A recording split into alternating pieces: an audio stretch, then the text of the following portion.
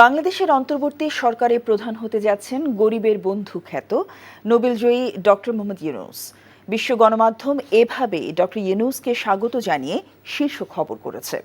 মার্কিন বা পশ্চিমা গণমাধ্যমগুলো যেভাবে ডক্টর ইউনূসকে স্বাগত জানিয়ে খবর প্রকাশ করেছে, তেমনি মধ্যপ্রাচ্যের মুসলিম দেশগুলো বা ভারত সহ দক্ষিণ এশিয়া ও পূর্ব এশিয়ার দেশগুলোতেও ইউনূসের নেতৃত্বকে অভিনন্দন জানিয়ে খবর প্রচার করছে। আরও জানাচ্ছেন রানা মনসুর। দিন ডিসেম্বর বছর শুরু হবে, সেদিন কি নিয়ে আমার কি সত্য দিয়ে বছর শুরু হবে সেটা দেখা যাক। নোবেলজয়ী অর্থনীতিবিদ ডক্টর মোহাম্মদ ইউনূসকে নতুন বাংলাদেশের অন্তর্বর্তীকালীন সরকারের প্রধান করা হয়েছে। বিশ্বজুড়ে গণমাধ্যমগুলো হেডলাইন্স হয়েছে এই খবর। মার্কিন গণমাধ্যম New York Times Nobel laureate tapped to lead interim government in Bangladesh এবং the next leader of Bangladesh শীর্ষক দুইটি ভিন্ন প্রতিবেদনে জানায়, তুমুল ছাত্র জনতার বিক্ষোভের মুখে স্বৈরশাসক ও গণহত্যাকারী শেখ হাসিনা ভারতে পালিয়ে গেলে বাংলাদেশের দায়িত্ব তুলে নিয়েছেন ডক্টর মোহাম্মদ ইউনূস। আরেক জনপ্রিয় মার্কিন গণমাধ্যম ওয়াশিংটন পোস্ট তিনটি রিপোর্টে ডক্টর ইউনূসকে নিয়ে খবর প্রকাশ করেছে।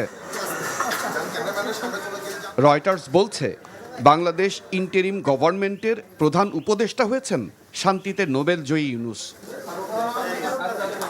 ব্রিটিশ গণমাধ্যম বিবিসি বলছে, ইউনূসকে প্রধান করে বাংলাদেশের অন্তর্বর্তী সরকার গঠনের ঘোষণা, তিনি দেশে ফিরতে পারেন আজই।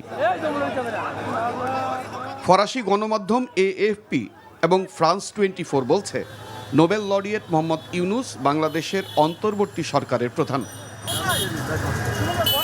কাতারি গণমাধ্যম আল জাজিরা বলছে, বাংলাদেশকে নেতৃত্ব দেবেন নোবেলজয়ী ডক্টর মোহাম্মদ ইউনূস। সৌদি আরবের আরব নিউজ বলছে, বাংলাদেশের অন্তর্বর্তী সরকারের প্রধান উপদেষ্টা মোহাম্মদ ইউনূস। ভারতের গণমাধ্যমেও গুরুত্ব দিয়ে ইউনূসকে বাংলাদেশের নতুন নেতা হিসেবে তুলে ধরা হয়েছে। এনডিটিভি একাধিক রিপোর্ট করেছে ইউনূসকে নিয়ে। একটি রিপোর্টে বলেছে, সেনা সমর্থিত সরকারের নেতৃত্ব দিবেন ইউনূস।